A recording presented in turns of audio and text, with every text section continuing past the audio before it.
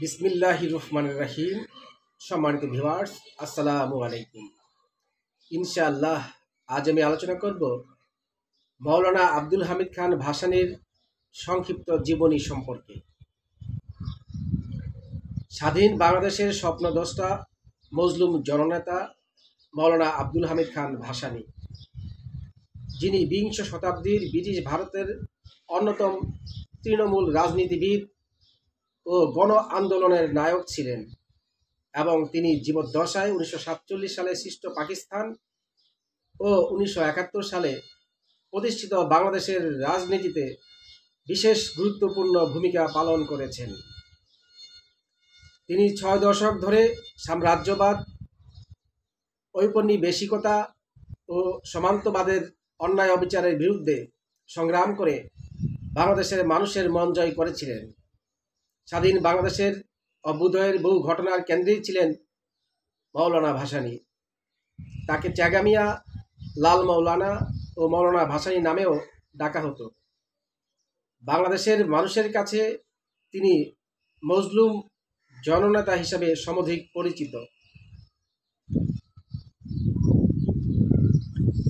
মাওলানা আব্দুল হামিদ খান ভাসানী 1880 সালে 12ই ডিসেম্বর সিরাজগঞ্জ জেলার ধানগড়া পল্লীতে জন্মগ্রহণ করেন। তার পিতার নাম হাজী শরাফত আলী খান, মাতার নাম মজিরন বিবি। 3 ভাই 1 বোনের মধ্যে তিনি ছিলেন সর্বকনিষ্ঠ। তার 5-6 বছর বয়সে পিতা মারা যায় এবং তার কয়েক বছর পরেই মা ও ভাই বোনেরা মহামারীতে মারা যায়। অল্প বয়সেই তিনি এতিম হয়ে গেলে তার এক চাচা ইব্রাহিম খান তাকে শৈশবে আশ্রয় দেন। চাচার আশ্রয় থেকে তিনি মাদ্রাসায় পড়াশোনা শুরু করেন। ওই সময় ইরাকের এক আলেম ও ধর্মপ্রচারক সৈয়দ নাসিরউদ্দিন বুগদাদি সিরাজগঞ্জে আসেন। আব্দুল হামিদ খান তার স্নেহদৃষ্টি লাভ করেন। তিনি আব্দুল হামিদ খানকে পুত্র স্নেহে লালন পালন করেন এবং তার কাছ থেকেই আব্দুল হামিদ আরবি ও ফার্সি শেখেন। পরে তিনি আব্দুল হামিদ খানকে 1907 সালে ভারতের দেওবন্দের মাদ্রাসায় পড়াশোনার জন্য পাঠিয়ে দেন। এখানে 2 বছর পড়াশোনা শেষে আব্দুল হামিদ খান দেশপ্রেমে উদ্বুদ্ধ হয়ে টাঙ্গাইলে ফিরে আসেন এবং 1909 সালে টাঙ্গাইলের কাকমারি এলাকার এক প্রাইমারি স্কুলে শিক্ষকতা দিয়ে তিনি তার কর্মজীবন শুরু করেন। তার জীবনযাপন ছিল খুবই অনাড়ম্বর ও সাদামাটা। কাকমারিতে শিক্ষকতা করাকালে তিনি জমিদারদের অত্যাচার ও নির্যাতন দেখতে পান। এদের বিরুদ্ধে তিনি প্রতিবাদ ও সংগ্রাম শুরু করেন। ফলে জমিদারদের বিষ নজরে তাকে কাকমারি ছাড়তে হয়। পরে তিনি ময়মনসিংহ জেলার হালুয়াঘাট এলাকার কালা গ্রামে একটি মাদ্রাসায় শিক্ষকতা করেন। 1919 সালে কংগ্রেসের প্রাথমিক সদস্য হন এবং ব্রিটিশ বিরোধী অসহযোগ ও খেলাফত আন্দোলনে যোগদানের মধ্য দিয়ে তিনি তার রাজনৈতিক জীবনের সূচনা করেন। তখন তাকে প্রথমবারের মতো জেলখানায় যেতে হয় এবং দীর্ঘদিন পরে তিনি জেল থেকে মুক্তি পান। এরপর 1924 সালে সিরাজগঞ্জের এক জনসভায় কৃষক সাধারণের উপর জমিদারদের শোষণ, নিপীড়ন ও অত্যাচারের কাহিনী তুলে ধরেন। এই জনসভায় ভাষণের জন্য তাকে নিজের জন্মভূমি ছাড়তে হয়। এবার তিনি চলে যান আসামের জলেশ্বরে। 1929 সালে আসামের ধুবড়ী জেলার ব্রহ্মপুত্র নদের ভাষাঞ্চলে বাঙালি কৃষকদের উপর অত্যাচারের বিরুদ্ধে তিনি এক বিশাল প্রতিবাদ জনসভার আয়োজন করেন। এই সমাবেশেই সাধারণ কৃষকেরা তাকে ভাষাঞ্চলের মাওলানা বা মাওলানা ভাসানী নামে আখ্যায়িত করেন। আর তখন থেকেই তিনি হয়ে যান মাওলানা আব্দুল হামিদ খান ভাসানী। এরপর থেকে তার নামের শেষে ভাসানী উপাধি যুক্ত হয়ে যায়। 1931 সনে সন্তোষের কাকমারিতে, 1932 সনে সিরাজগঞ্জের কাওড়াখোলায়, 1933 সনে গাইবান্ধায় তিনি বিশাল কৃষক সম্মেলন করেন। 1937 সনে তিনি মুসলিম লীগে যোগ দেন এবং অচিরেই দলের আসাম শাখার সভাপতি নির্বাচিত হন।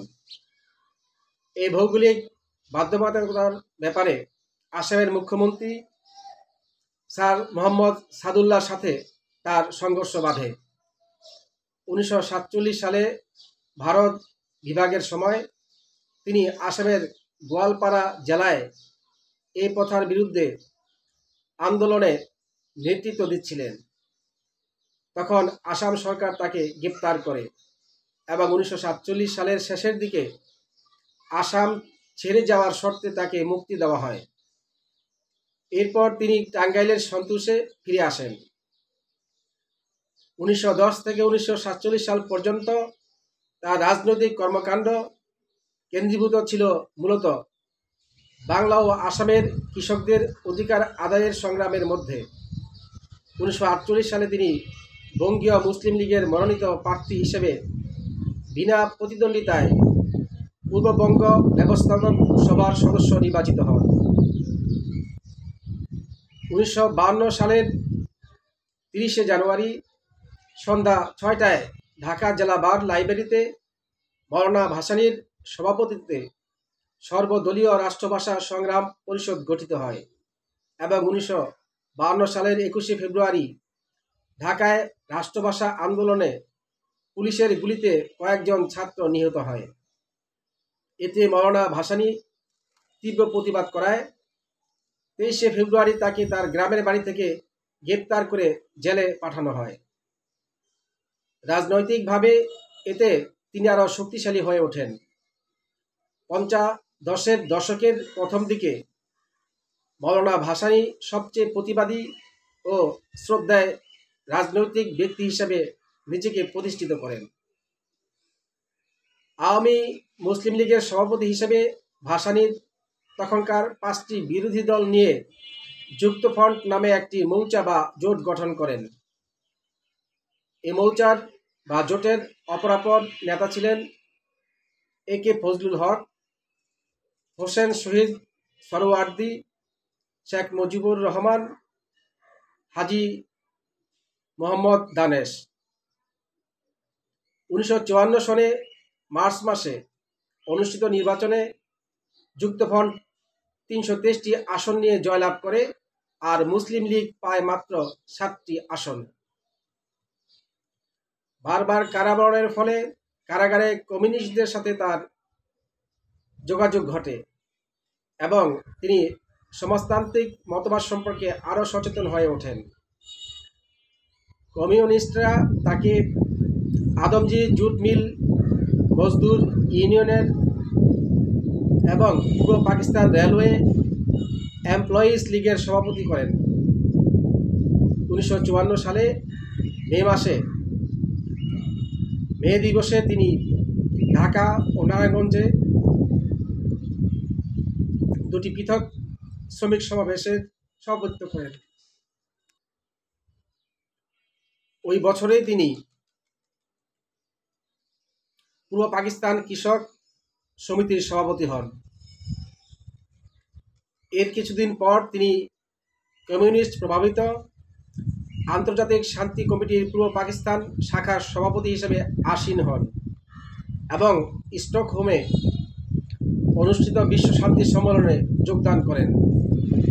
এ সুযোগে তিনি ইউরোপের বহু দেশ ভ্রমণ করে বিশ্বব্যাপী সমাজতান্ত্রিক আন্দোলন সম্পর্কে প্রত্যক্ষ জ্ঞান লাভ করেন।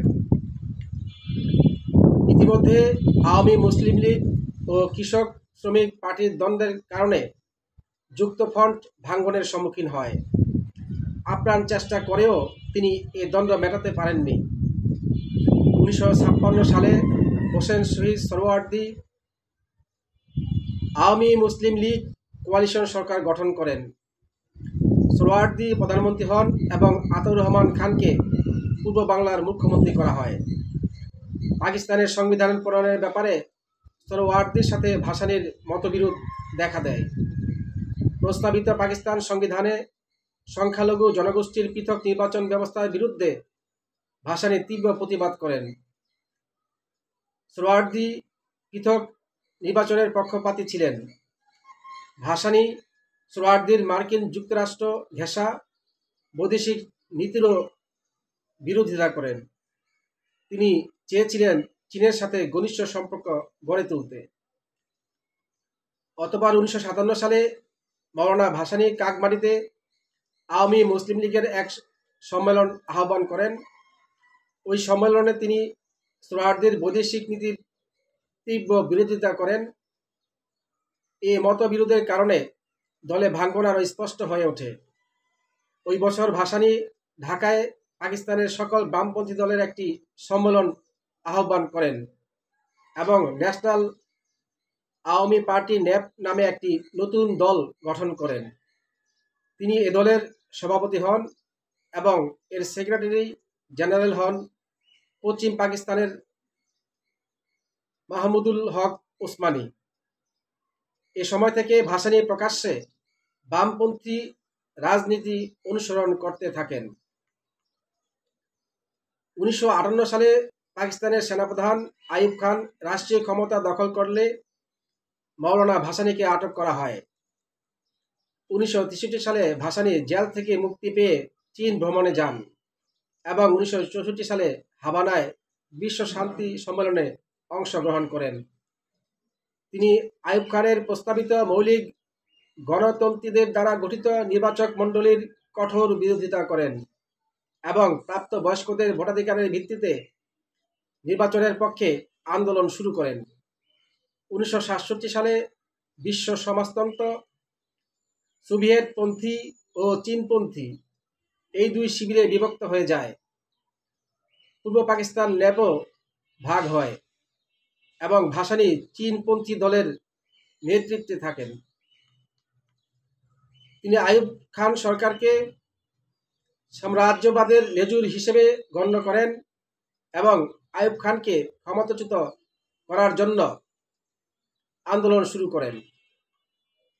তিনি শেখ মুজিবুর রহমানের বিরুদ্ধে দায়েরকৃত মিথ্যা মামলা প্রত্যাহার ও তাকে মুক্তিদানের জন্য চাপ সৃষ্টি করেন। 1969 সালে মাওলানা ভাসানীর নেতৃত্বে দেশের সকল বিরোধী রাজনৈতিক দল ও নেতৃবৃন্দ আইয়ুব প্রশাসনের বিরুদ্ধে ঐক্যবদ্ধ আন্দোলন গড়ে তোলেন এবং গণ অভ্যুত্থান ঘটে।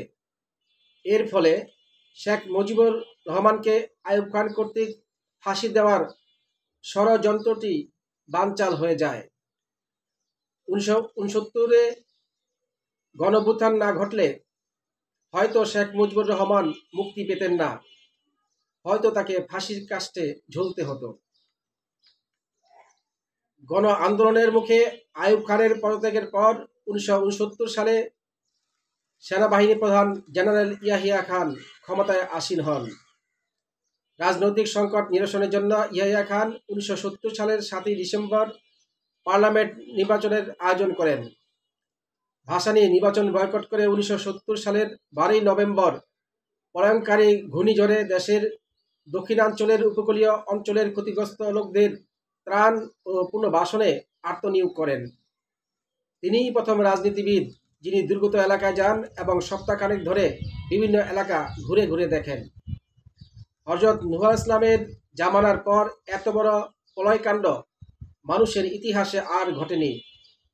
পূর্ব বাংলার উপকূলে 10 থেকে 12 লক্ষ নরনারী ও শিশু এই দুর্যোগে প্রাণ হারায় এবং এই মহাধ্বংসযজ্ঞের 10 দিন পরেও প্রায় 4 লক্ষ লাশ পড়ে থাকে। এদের দাফনের কোনো ব্যবস্থা করা হয়নি। বিরান এলাকায় গলিত লাশ ও মরা পশুর অসহনীয় দুর্গন্ধ, কোথাও মানুষ নেই, এমনকি কাক, চিল, ঘুঘুও দেখা যায়নি। একটি গ্রামের 6000 মানুষ ও ধান কাটার গোলযোগে শান্তি রক্ষার জন্য প্রেরিত 6 পুলিশের মধ্যে মাত্র একজন পুলিশ কনস্টেবল ছাড়া আর কেউ বেঁচে নেই। পাকিস্তান সরকার প্রচার মাধ্যম রেডিওতে ঘূর্ণিঝড়ের ভয়াবহতা সম্পর্কে সংবাদ প্রচার করা থেকে বিরত থাকেন, কিন্তু 8000 মাইল দূর থেকে বিবিসি তা প্রচার করে। বিশ্বের বিভিন্ন দেশ থেকে সাংবাদিক ও আলোকচিত্র শিল্পীরা এগিয়ে আসলেও পাকিস্তানের ইসলামাবাদের সরকার দুর্গত বাঙালির সাহায্যে এগিয়ে আসেনি। ঘূর্ণিঝড়ে ক্ষতিগ্রস্তদের প্রতি কেন্দ্রীয় সরকারের এই অবহেলার কারণে মাওলানা ভাসানী প্রকাশ্যে পূর্ব পাকিস্তানের স্বাধীনতা দাবি করেন এবং 1970 সালের 23শে নভেম্বর তিনি পল্টনে জনসভায় স্লোগান দেন, স্বাধীন পূর্ব পাকিস্তান জিন্দাবাদ। তাই কবি শামসুর রহমান তার কবিতায় লিখেন, হায় একই মন্ত্র জপলেন মাওলানা ভাসানী। অতঃপর 1970 সালের 4 ডিসেম্বর মাওলানা ভাসানী ঢাকার পল্টন ময়দানে এক জনসভায় স্বাধীন পূর্ব পাকিস্তান দাবি উত্থাপন করেন। তিনি শেখ মুজিবুর রহমানকে 1971 সালের 18 জানুয়ারি পল্টন ময়দানে অনুষ্ঠিত জনসভায় স্বাধীনতার ঘোষণা প্রদানের জন্য আহ্বান জানান এবং মার্চ মাসে তার অসহযোগ আন্দোলনের প্রতি সমর্থন প্রদান করেন।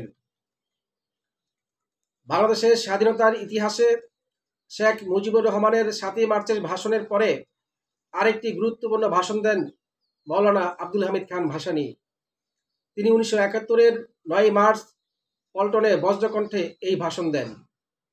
এই ভাষণে তিনি পাকিস্তানের প্রেসিডেন্ট ইয়াহিয়া খানের উদ্দেশ্যে বলেন, অনেক হয়েছে আর নয়, তিক্ততা বাড়িয়ে লাভ নেই। লাকুম দিনুকুম অলিয়া দিন, অর্থাৎ তোমার ধর্ম তোমার, আমার ধর্ম আমার।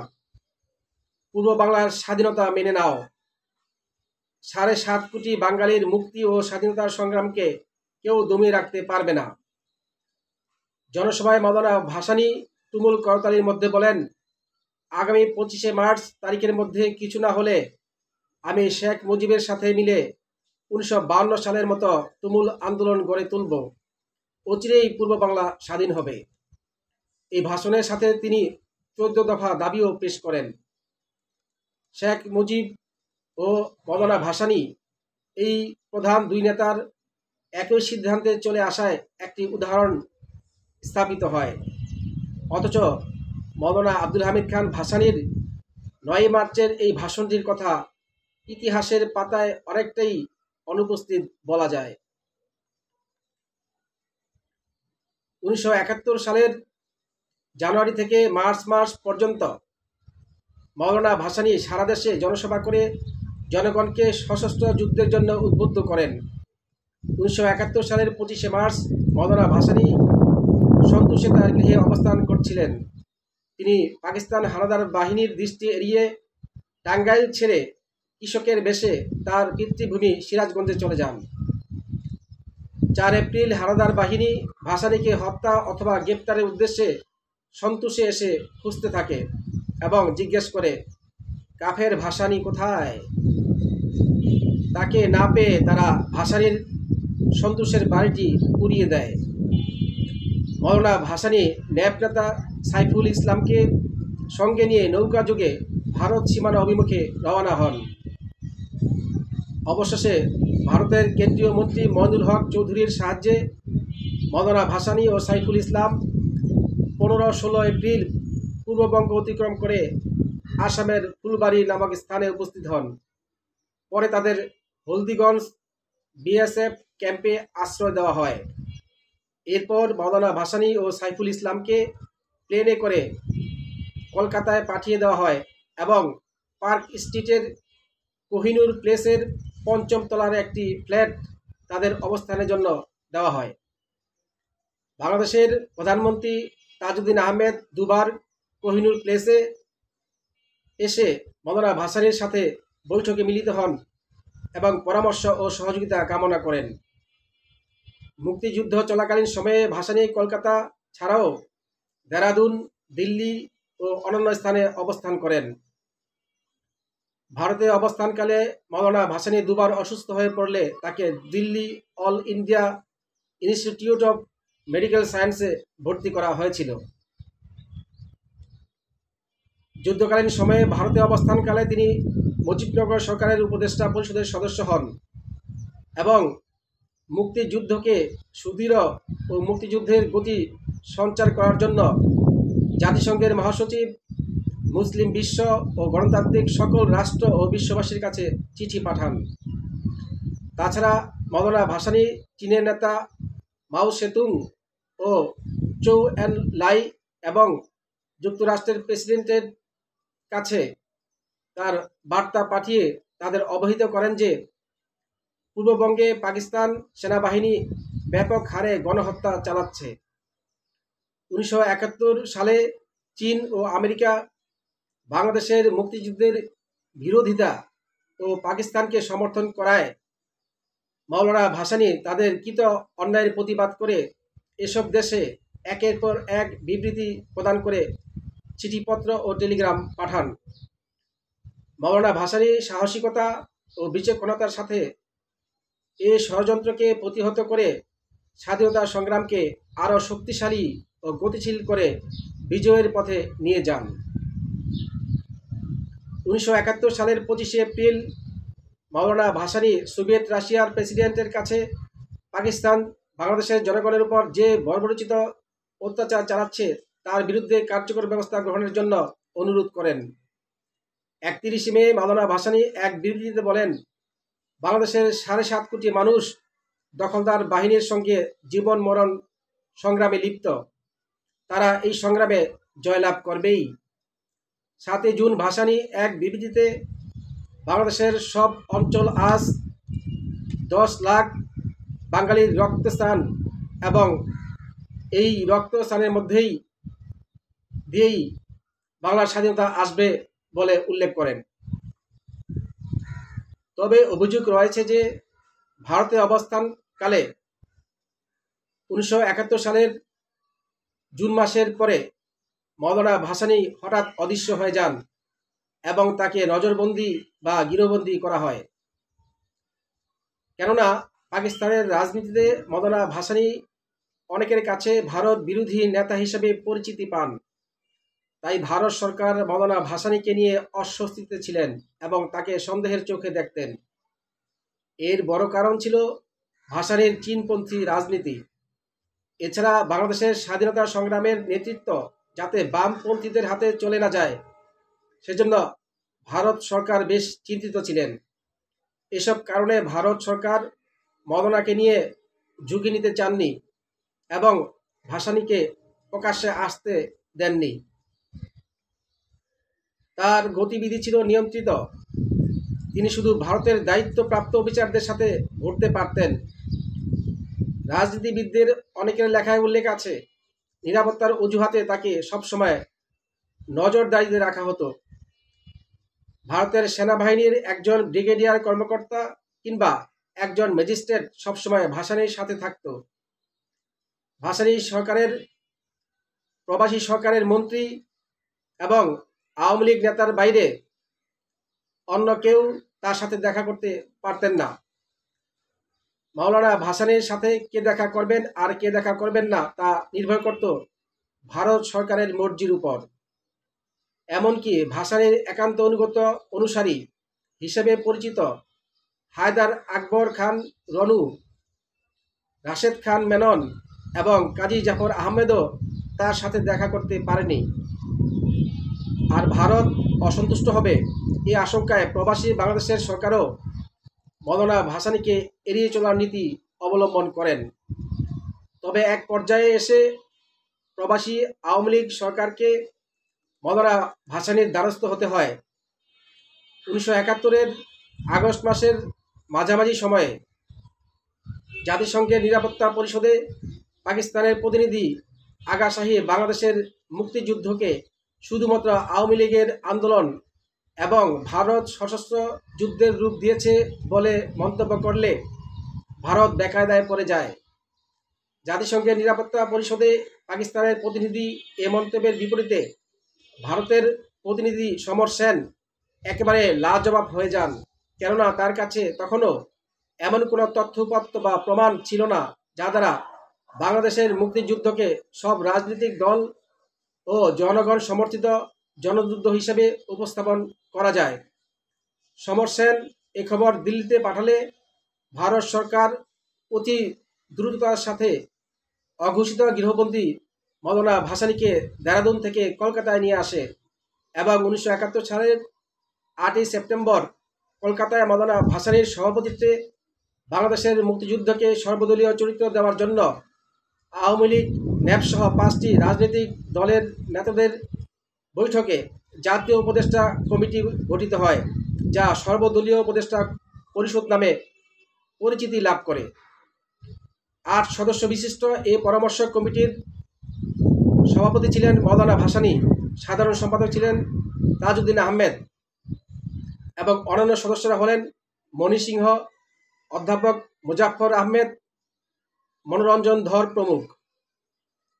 আন্তর্জাতিক শক্তিকে বাংলাদেশের স্বাধীনতার অনুকূলে আনতে এই কমিটি সহায়ক ভূমিকা পালন করে।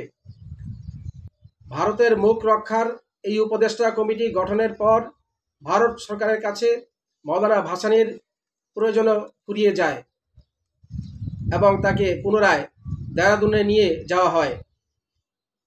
সেখানে বাংলাদেশ স্বাধীন হওয়া পর্যন্ত কড়া নজরদারিতে ভাসানীকে গৃহবন্দী রাখা হয়। সদ্য স্বাধীন হওয়া বাংলাদেশের মহানায়ক যদি ভাসানী হতেন তবে ভারতের স্বার্থহানি ঘটত, কারণ ভাসানী হক কথা বলতে দ্বিধাবোধ করতেন না। রাষ্ট্রীয় স্বার্থে তিনি ছিলেন আপোষহীন। সেজন্য 1971-এর 16ই ডিসেম্বর বাংলাদেশ স্বাধীন হওয়া সত্ত্বেও মাওলানা ভাসানী ভারতের নজরবন্দি থেকে মুক্ত হন 1972-এর 20শে জানুয়ারি। ফলে স্বাধীন বাংলাদেশে মাওলানা ভাসানী পা রাখেন পাকিস্তানে কারাবন্দী শেখ মুজিবুর রহমানের দেশে ফেরার 12 দিন পর। মাওলানা ভাসানী সিলেট সীমান্ত দিয়ে 2 দিনের কষ্টকর ভ্রমণ শেষে 1972 সালের 22শে জানুয়ারি টাঙ্গাইলের সন্তোষে নিজ বাড়িতে পৌঁছেন। পাকিস্তানি শাসক গোষ্ঠীর শোষণ বঞ্চনার বিরুদ্ধে প্রথম প্রতিবাদকারী ও স্বাধীনতার আওয়াজ উচ্চারণকারী এই মহান নেতাকে শুধু আওয়ামী লীগের রাজনৈতিক সংকীর্ণতা ও ভারতের চীন ভীতির কারণে পুরো যুদ্ধের সময় অনুপস্থিত থাকতে হয়। মাওলানা ভাসানীর অনুসারীরা মনে করেন ভারতে প্রবেশ করে তিনি মূলত নিজের স্বাধীনতা খুইয়েছেন। মুক্তিযুদ্ধ শুরু হওয়ার আগে মাওলানা ভাসানী সশস্ত্র সংগ্রামের মাধ্যমে মুক্ত ও স্বাধীন বাংলাদেশ প্রতিষ্ঠার উদ্দেশ্যে লন্ডনে বিপ্লবী অস্থায়ী গণপ্রজাতন্ত্রী সরকার ঘোষণার সিদ্ধান্ত নিয়েছিলেন। প্রয়াত সাংবাদিক ফয়েজ আহমেদ তার মধ্যরাতের অশ্বারোহী বইতে লিখেছেন, তিনি যদি ভারতে যাওয়ার সিদ্ধান্ত না নিতেন তবে হয়তো তার মুক্তিযুদ্ধের ইতিহাস অন্যভাবে রচিত হতো। ভারত থেকে লন্ডন পৌঁছানোর সহজ পথ বেছে নেওয়ার সিদ্ধান্তটি তার ভুল ছিল। এই রাজনৈতিক ভুল সিদ্ধান্তের ফলেই তিনি ভারত সরকার কর্তৃক অঘোষিত গৃহবন্দী হয়ে পড়েন এবং তার বিপ্লবী সরকার গঠনের পরিকল্পনাটি স্বাভাবিকভাবেই বানচাল হয়ে যায়। জীবনে তার সবচেয়ে বেদনাদায়ক ঘটনা ছিল এই ব্যর্থতা।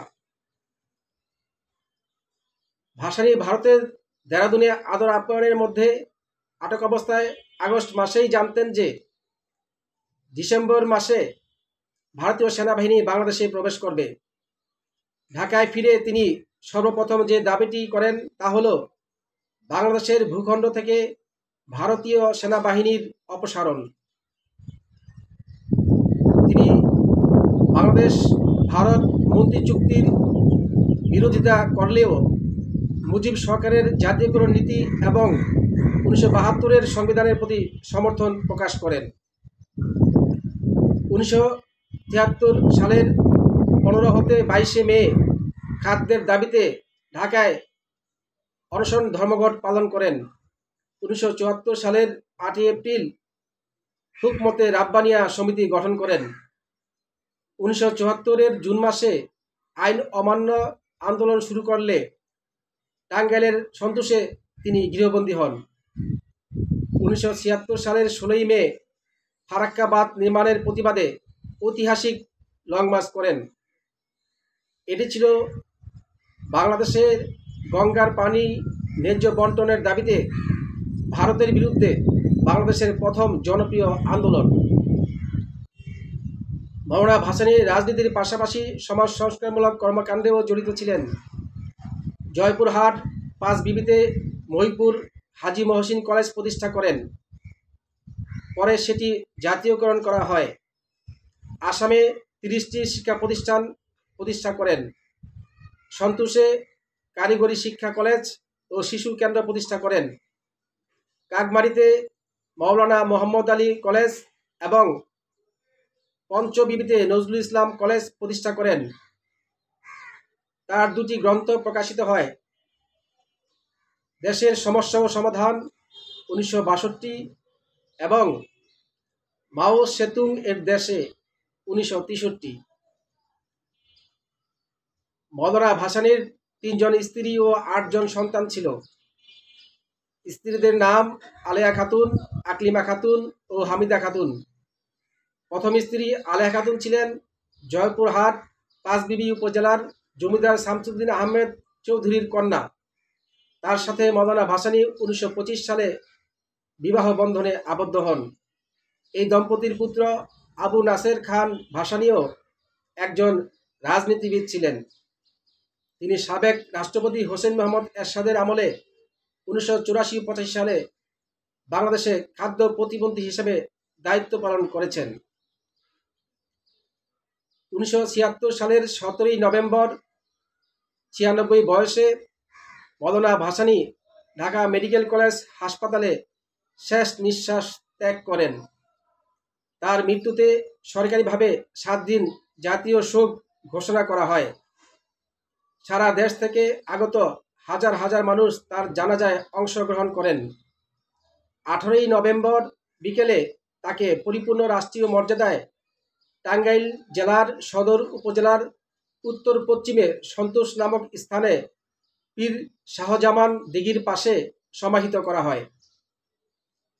মৌলানা ভাসানী জীবদ্দশায় 1977 সালে স্বাধীনতা পুরস্কার পান এবং তার মৃত্যুর পর 2002 সালে ভাষা আন্দোলনে বিশেষ অবদানের জন্য বাংলাদেশ সরকার তাকে মরণোত্তর 21 পদকে ভূষিত করেন। সম্মানিত ভিউয়ার্স, মজলুম জননেতা মৌলানা আব্দুল হামিদ খান ভাসানীর আদর্শে 2011 সালে বাংলাদেশে ভাষা সৈনিক জনাব আব্দুল মতিনকে চেয়ারম্যান ও বীর মুক্তিযোদ্ধা জনাব রফিকুল ইসলাম বাবলুকে মহাসচিব করে ভাসানী অনুসারী পরিষদের আত্মপ্রকাশ ঘটে।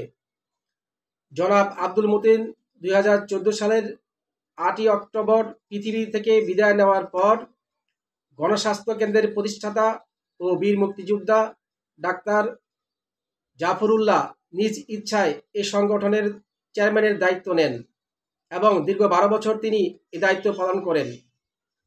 2023 সালে 11 এপ্রিল তার মৃত্যুর পর বর্তমানে আহ্বায়কের দায়িত্ব পালন করছেন বীর মুক্তিযোদ্ধা জনাব রফিকুল ইসলাম বাবলু। বাংলাদেশের রাজনীতিতে আগামীতে মৌলানা ভাসানীর আদর্শ বাস্তবায়ন করতে এই সংগঠনটি অঙ্গীকারবদ্ধ। জনাব রফিকুল ইসলাম বাবলু 1969 সালের গণঅভ্যুত্থান আন্দোলনের সময় থেকে মৌলানা ভাসানীর সঙ্গে ছিলেন এবং আজও তার আদর্শে কাজ করে যাচ্ছেন। তিনি জামালপুর কলেজে অধ্যয়নকালে বিপ্লবী ছাত্র ইউনিয়ন করতেন এবং 1977 সালে ঢাকা বিশ্ববিদ্যালয়ে অধ্যয়নকালে বিপ্লবী ছাত্র ইউনিয়নের সভাপতি হয়েছিলেন। 1990 পরবর্তী সময় ছাত্র ইউনিয়ন ভেঙে গেলেও তিনি ভাসানীর আদর্শ ধরে রেখে ভাসানীর জন্মবার্ষিকী, মৃত্যুবার্ষিকী ও লং মার্চ দিবস পালন করে যাচ্ছেন। 2022 সালে 8 আগস্ট জাতীয় সমাজতান্ত্রিক দল জেএসডি, নাগরিক ঐক্য, বিপ্লবী ওয়ার্কার্স পার্টি, গণসংহতি আন্দোলন, ভাসানী অনুসারী পরিষদ ও রাষ্ট্র কাঠামো আন্দোলন, এই 6টি দল নিয়ে গণতন্ত্র মঞ্চ নামে একটি রাজনৈতিক প্ল্যাটফর্ম বা জোট গঠিত হয়েছে। বিএনপির সঙ্গে যুগপৎ আন্দোলনের দীর্ঘদিনের সঙ্গী এবং বর্তমানে গণতন্ত্র মঞ্চের অন্যতম শরিক দল ভাসানী অনুসারী পরিষদ। এখন 2025 সাল।